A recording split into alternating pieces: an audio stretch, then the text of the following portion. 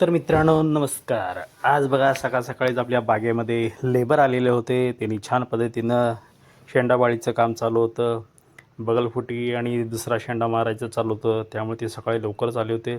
त्यामुळे मला पण आज जरा लवकरच शेतामध्ये जावं लागलं होतं.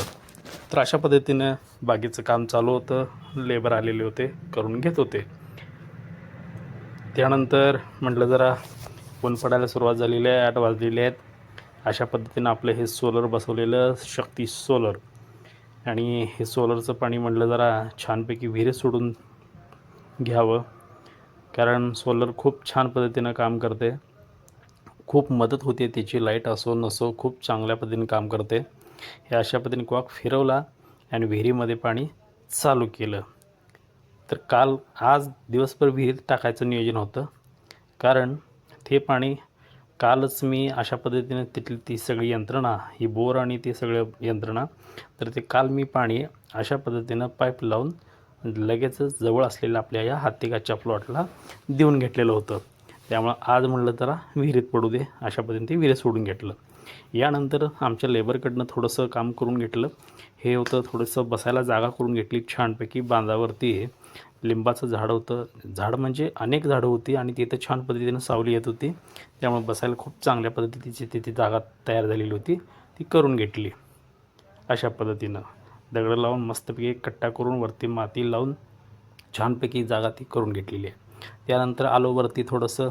वरचा हा आपला हत्तीगातचा प्लॉट, हे आहे स्मार्ट नेपियर. त्यानंतर तिकडं सुपर नेपियर. त्यानंतर आलो शेडमध्ये. शेळ्यांना चारा घालायचं काम चालू झालेलं होतं. अशा पद्धतीनं शेळ्यांना हे खाऊ घातलं जात होतं. बागेतलंच गवत काढून शेळ्यांना सध्या तर चालू केलं आहे. आपण बागेतलंच गवत काढून घालतो आहे. सध्या तरी काय वेगळं काही घालत नाही. बागेत भरपूर गवत आहे, त्यामुळं 2-3दा काढून घालतो आहे. ही आपली चंद्रा बघा, चंद्राचं पण खाणं चालू आहे. निवांतपैकी तिला खायला घातले.